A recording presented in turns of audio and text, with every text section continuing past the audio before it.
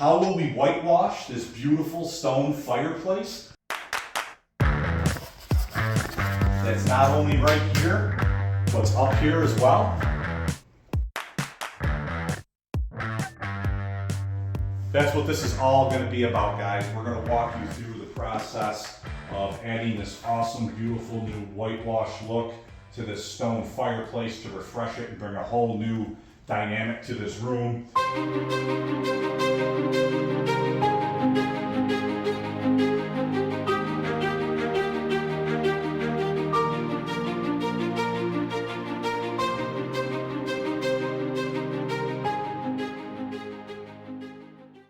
So whitewashing a stone fireplace like this is not a decision you want to take lightly.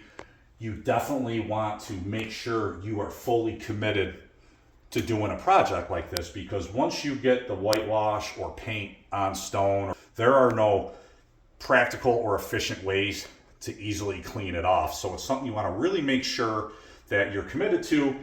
You definitely want to do test work. Now you can do that either on stone that is loose and similar to make sure you like the direction you're going. In this case, we did some test sample work for the client ahead of time where we made sure we had the right consistency of solution and the right amount of transparency that the customer was looking for in the look they wanted. So we kind of did it in an inconspicuous area.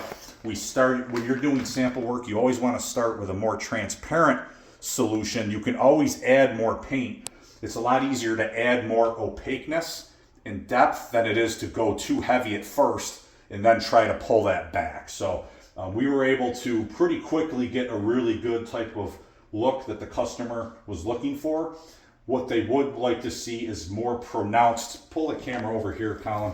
They would like to see a little bit more pronounced depth and have these grout lines pop even a little bit more than they did. So we're gonna actually apply full paint that's not diluted or cut down with water in these grout lines so that they really pop and make this whitewash stone really jump out at you. It's gonna look great. You're gonna notice that we have an elaborate setup here and we have a lot of protection work that we did. Whitewashing can be a very messy project. So we wanna make sure, you gotta remember we're working with diluted paint, so it's even more runny and thin than it would normally be, and it's very prone to splashing if you have a misstep, and it's also going to run a lot as we apply it. So we've put down contractor grade protective paper around the work area. We've utilized lightweight plastic around areas like this. You can see the extent that we've taken here to properly set up this workspace. All of the furniture in the room has been moved out of the way. It's leather furniture. We covered it with plastic, and then we've protected the surrounding floor areas with a combination of construction paper and canvas drop cloths. First plan of attack, now that we got the work area set up and we got all our protection work done, is we're gonna brush off the stone and the grout, which has a lot of residual surface sediment, and we're gonna brush that down, get all the surface dust and sediment off of the brick so it's ready to accept all the whitewash solution that we're gonna do. Here's Colin doing the brush down, getting the surface dirt, dust, any cobwebs, and any of the grout sediment out of there so we don't have any loose material, and it's gonna be in a great spot to accept and absorb this paint. We already did test the absorption of the paint when we did our sample work down here. So I would highly recommend you do test work to make sure it is going to absorb the way you want, and there wasn't some sort of real heavy sealer that was put on there that's going to prevent absorption. If that's the case, you might have to consider different ways where you need to create some abrasion on the stone to open it up, and that would be a topic for another day. But in our case, this stone is going to accept the diluted whitewater finish. Really beautiful. Here you can see Colin, you can see that there's quite a bit of sediment and dust in there just from years of that grout probably kind of breaking down slowly over time, and just typical household dust that builds up over time. You can see here we have really deep pockets. This is real stone here. So we got nice, beautiful, deep grout pockets and a lot of side edges of the stone that we got to work with. So Colin's going to get this all cleaned up. You'll see that Colin has on an N95 mask, and highly recommend that when you're dusting down. up on these high spots where the stone is, as we're cleaning that, we have these deep pockets in these grout where we're getting a lot of extra sediment and dust up here because it's out of reach. We're going to actually, rather than use a brush and kick up large plumes of dust, we're going to use our cordless Ryobi vacuum, battery operated, very easy and lightweight to climb up a ladder with, and we're going to vacuum out these upper pockets, and then we'll brush it down, get this thing nice and clean and ready to go. As you're cleaning, you might come across something like this, which appears to be old foam insulation spray. It's just kind of stuck on the stone. I always carry these 5-in-1 tools, and we'll just kind of use the edge of our blade, kind of scrape that off. No big deal. Get it off there. You wouldn't want to just paint over that. There might be other miscellaneous imperfections you come across as you dust and clean the stone. Just scrape them away. All right, so we got our area set up. The stone and the grout has been dusted down and cleaned up and vacuumed. So we got a great surface ready to be whitewashed. So whitewashing is essentially us taking white paint and we're going to dilute it with water. There are different types of transparency levels that you can work with. In this case, we did the test work for the customer, and the amount of transparency the customer wants, turns out that it's going to be 1 part of paint and then 2 parts of water. So we use this measuring cup here. You can buy these at any of the major hardware stores or paint supply stores. And we're going to use the ounces. And when we make this mixture, we're going to pour the paint up to 16 ounces, which will be our 1 part of paint. And then we're going to add 2 parts of water. So we're going to add water all the way up to 48 ounces. So we're going to have 48 ounces of total solution. 16 will be paint. The other 32 is going to be water. And then we're going to intermix it really well. All right. The product that we are going to be using is just Sherwin-Williams, this porch and floor enamel and the satin. Really, most quality white interior paints are great for this project. This product happens to be indoor and outdoor. We are going to use this one because it's still to be determined whether some of the slate is going to be fully painted. It's just a nice, durable, high quality paint. Works well for masonry. Now it's going to be cut down with water anyways. So you can use other types of like white eggshell paints. This is the product we chose and what we're going to be working with. So we're going to go ahead and get this started. Use my nice 5-in-1 tool here to open the can.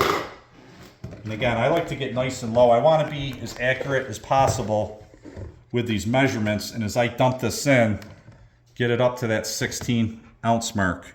You can see it filling. You can see the shadow line. Boom. Now we're going to add water, which this is just going to be set at room temperature. And we're just going to put it in there and we're going to watch it fill up to the 48 ounce mark. You can see it slowly rises. I really like using these transparent cups. And the reason why I want to use these cups is because I want to make sure that we have consistency in the transparency of the solution that we are using. Now I want to make sure that we're going to have the same exact amount of transparency. We wouldn't want to start the project halfway through we got to make more, and we just eyeballed it and we have no idea what our measurements were, and now the lower half of this is more opaque than the top half and it doesn't look uniform, and that's going to take away from the beauty of your results. So that's why these are awesome. You know, it might work when you're making chili at home to just eyeball it. I would not recommend it when it comes to whitewashing something like this. So we're going to make sure that we really stir this up well. Obviously, the way that we added the water on top, it's just mostly going to be water sitting on top, but we're just going to go and stir this up really well. Want to stir it for a couple of minutes. You can see as I pull it up, you can see that there's a lot of the solid paint is towards the bottom. So you got to really want to work it through, stir it up. And you want to not only stir it at the beginning, but as you work on the project, you want to intermittently stir it up to make sure everything's nice and intermixed in your solution. This is the water ratios that we're using for this particular project. Every masonry product, whether it's brick or stone, is going to absorb paint in its own unique way. That's why I recommend doing the test work. It is possible you could create a solution that is 1 part paint and 1 part water, and then it's going to be a more opaque appearance in most cases. You could add 4 parts water and really dilute a paint. I don't think I would go any more than that, but it could be 3 parts, 1 part. You know, you can intermix your ratios to get the level of transparency that you want. So we are going to just flat out brush apply our whitewash solution on this entire side of this fireplace right now. We eventually are going to paint these grout lines, but because this is all fairly easily accessible, we're going to get everything on this side and the other side of the chimney whitewashed first. So we're going to brush apply. We got this nice setup with our step ladder where we got our bucket on this platform right in front of us, and we're just going to dip our brush. It's going to be runny, and you can see how runny that is. So that's to be expected. That's why we take so much effort to go ahead when we did all this protection work. Now you can get the hang of it as you get going. You want to maybe just tap your brush on the side of your bucket like this. Dip it, tap your brush, try to pull some of it off, and then go through. And there's no great real skill to this aspect of the project. You just want to really put the solution on nice and liberally, but this is very porous, and especially the grout. So you're going to really need this back and forth motion with the brush to make sure that if you just gloss it over like that, it's not going to get in there. So, kind of keep dipping. In doubt, you really want to kind of work it into the grout. Now we are going to paint the grout, but we want to get it all uniform first with this solution and really make sure that we're using this watered down solution and really getting into all these various cracks and crevices.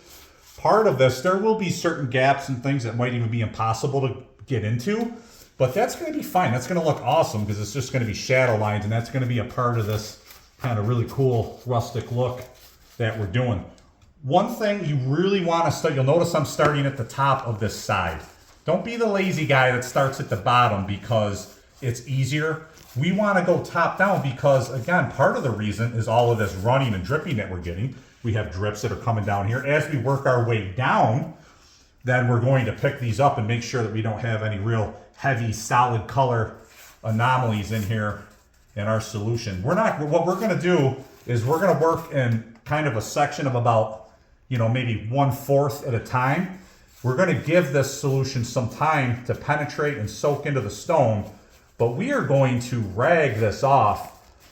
Before we started this video, I set myself up. I got a rag in each one of my pockets. I got this rag right here. On the other side, I have a damp rag. I like to have a damp rag in one of my pockets so that in the event I have an issue, I get a splatter somewhere where it's not supposed to be, or I need to clean something up really quickly, I have a nice damp rag there that I can pull out of my pocket and clean up any issues. But you can see the running coming down. Again, you work top down, then you just catch those runs, work it into the stone like this. And we're just going to keep applying. I'm going to take it down to about here on all these stones all the way across. And then what we're going to do is we're going to take my rag and we're going to pull it off. We're going to rag off all this heavy material that's on the surface. We wouldn't want to leave all of this solution on here as it is now, because too much of this might be remain solid color and kind of air dry on the surface, and it's not going to look quite the way that we want to. It's going to be a little bit too opaque. With certain substrates, like when we whitewash brick, the brick tends to be even more porous than this. So oftentimes we don't even need to rag off. By the time we get to it, the material, the whitewash solution has already absorbed and already went into the brick, and it looks great without even rag wiping it off. In this case, we're going to definitely want to wipe it off. While it is porous, this stone is a little bit more sealed off than what a lot of the brick is that we work with.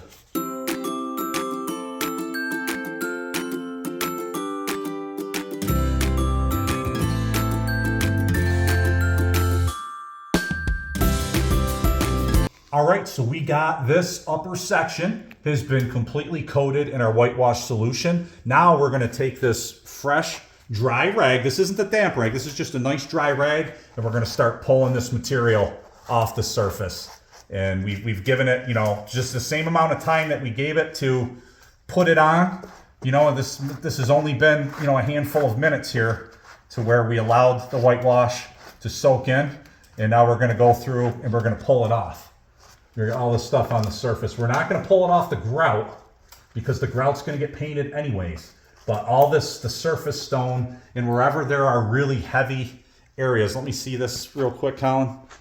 You can see on this stone here, there's a real large side here. So when we have a big side like that, that's not a part of the grout line. So we're going to pull that material off like that.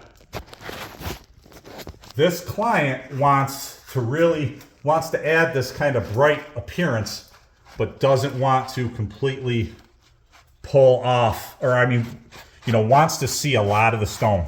So we're pulling a lot of it back off. It's just basically a very, very transparent whitewash. And we're just pulling it off the surfaces like that, kind of dampen it.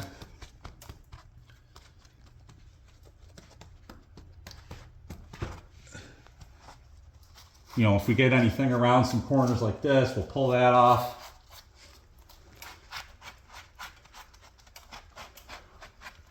And now we'll just make sure there isn't any weird anomalies that we missed that are sticking out. You got all these random grooves. Might want to just tamp it like that a little bit. And now we're gonna move on. We're gonna move this ladder out of the way. I'm gonna let Colin do his thing, and he's gonna work down in 2 more sections to take this side down, and then we'll move on to the other side. And then before he moves on to another section of this fireplace, he'll paint all these grout lines, and we'll get some shots of that. Hey guys, so we are well on our way executing this whitewash project on this stone fireplace. And we've really kind of perfected our process for this unique project. And that's something I want to reinforce, that every whitewashing project has various forms of either brick or stone or other masonry related products. And they can all have various levels of porosity and different absorption rates of this whitewash. So beauty is in the eye of the beholder. You almost need to treat it like an art project. And as you're working through, determine what level of transparency you want. Now, we've determined this level of transparency through test sampling work with the client. You may have a preference for it to be even more transparent, or maybe you want it to be more solid and brighter and more white. My personal opinion, I'm really liking the direction we're headed with this, and I think it's going to look beautiful. It does look great, and it's only going to get better as we complete it. So what's important to understand is if you're not sure where you want to be with transparency, start with a more watered down solution. I would at least have the paint cut down with 2 parts of water, just like we did. We had 16 ounces of water, and then we added 16 ounces of paint, and then we added 32 ounces of water, stirred it up, so that's a 1 part paint to 2 parts water solution. And you could always, cut it even more, but I think that's a good starting point. You're better off to have it be too light and then add a little bit more to darken it than to put it on too heavy and too dark and you're having a hard time pulling the paint back off, and it can be a little bit more frustrating that way. So start transparent and you can always add. So in our process, I'm gonna walk you guys through right now, and we're gonna show you that what we're doing is we have our 1 part paint to 2 part water solution. We're gonna work in small sections. So I completed this section over here using my ladder. I'm gonna do this complete section here, finish it, and then move the ladder and reach over there. We wanna work in attainable sections so that we can get it done and we're not leaving anything surface drying before we're able to rag it off and we have weird edges and things like that. We wanna work in sections and complete the whole thing. So we're gonna brush on the solution in the whole section that we're working on, 1 pass. Then we're gonna kind of tamp it with the rag and pull some of that back off, give it some time to kind of absorb into the stone, seal the stone off a little bit. Then we're gonna go through with actual paint that is not diluted, and we're gonna crash these grout lines. We're gonna pull off some of the crash on the stone on the edges, and then we're gonna go back through and we're just to add a little bit more. This solution is maybe just a little too transparent with just 1 coat. So what we're doing is we're then facing off the stone kind of with a dry brush of the whitewash solution and then tamping it. And we're getting this beautiful result when we do it that way. So I'm gonna walk you through it right now. And yes, so we can get through this, we'll speed it up. What do we call it, Colin? What's it called? The time lapse? Time lapse. We'll do a time lapse, so it's not as, you're not watching paint dry literally.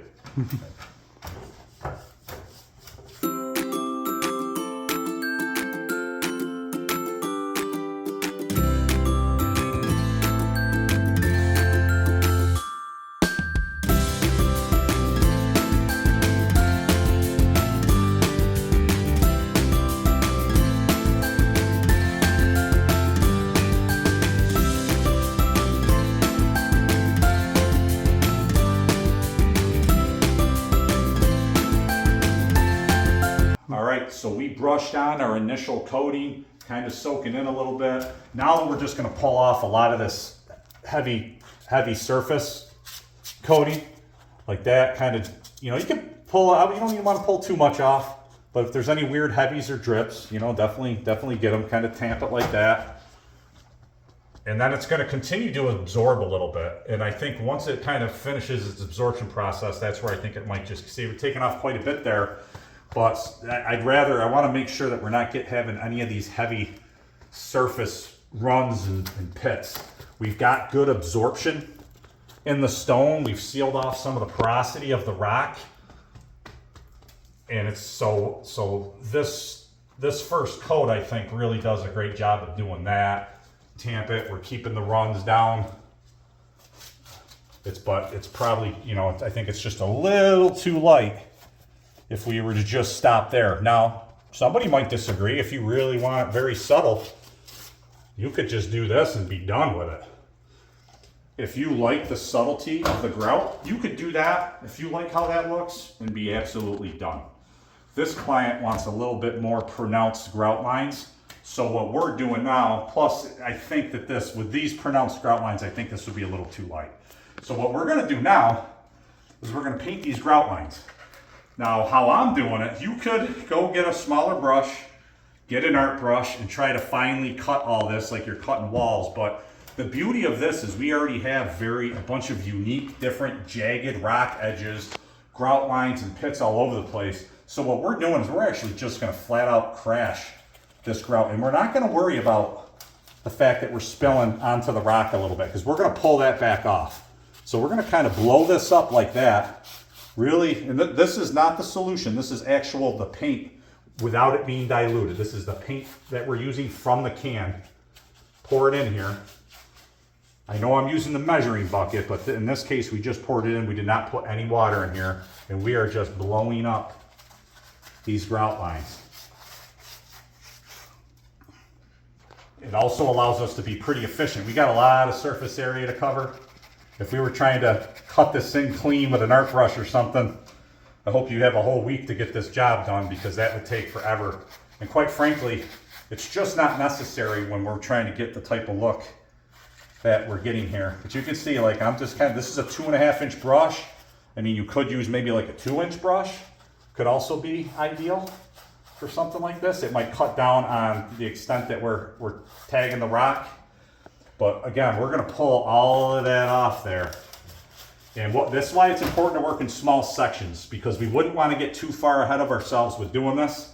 You do not want to do this and then go have lunch or go have a phone conversation with a friend and walk away from this. We do not want all this paint that I'm blasting on the edges. We do not want that to just sit there and dry like that. We got to pull it back off while it's still wet. So I'll show you how I'm going to do that. And you can see now we've added a lot of definition. And you don't want to get too hung up. If you were to miss a spot or something, it's not the end of the world. You're going to be able to come back and tie up loose ends, do little touch-ups if you want as you go. But you can see this is very pitted. Not all projects are going to be like this exactly, but this is very deep, heavy stone. And we got big pits. So now we don't want to get too far ahead of ourselves. Now we're going to take our rag. We're going to pull this right out of there. We're just going to go like that. See how quickly I'm pulling that out right out? And then we didn't have to spend 5 hours trying to cut that grout line. And we're going to get most of it off right now. And we're going to get the rest of it off once we reactivate some of this by putting the wet whitewash solution over this with our last step. So I'm moving. You can see, this is not a job for a lazy Sunday afternoon. You got to be ready to go to work. I'm moving my butt here to get this done. Make sure I'm getting this pulled off. See how nice that's looking? Pulling that off the stone before it sets up and dries on those edges. If you don't think you can move like this, you might want to consider getting a smaller art brush or something if you did want more pronounced lines to cut that. But I'm really loving what's going on here with the little bit less defined edges. It's part of this look, it's a very rustic, almost chaotic look that we want here with these edges. We don't want them to be too finely defined. It's almost as if some, you know, old school, old world mason had white, you know, white grout and kind of did that. And, you know, grout tends to be a little bit sloppy through here. So it's kind of a part of the look we're going for. So we're really close. You can see that when you look over here, just a little bit more opaque, or it's a little bit more transparent here. So how we get this to look like that is now we're gonna just very quickly dip your brush, and we're just gonna quickly go back over it like that. We don't have to blow up the grout anymore. Just kind of face it off like this. We're adding a little bit more, very subtle. Might wanna hit that one too. Now, if you see something that you think maybe you didn't hit the grout very good, you can go back through. This is the time to hit those spots. While you're already here, you could always get them later, but we're already right here on the ladder. If we see something that we think looks a little off, or maybe we missed a section, let's hit that now. But you can see this is going a lot quicker than when I put it on the first time, because number one, I'm putting it on a little bit lighter, but the stone is already, it's more sealed off because we've already sucked up, a lot of the porosity of the stone has been eliminated as it's sucked in the prior coat of paint. So you can see how quickly I'm able to kind of get this re-hit. And then once I get this done, we're gonna go and tamp it off with a rag.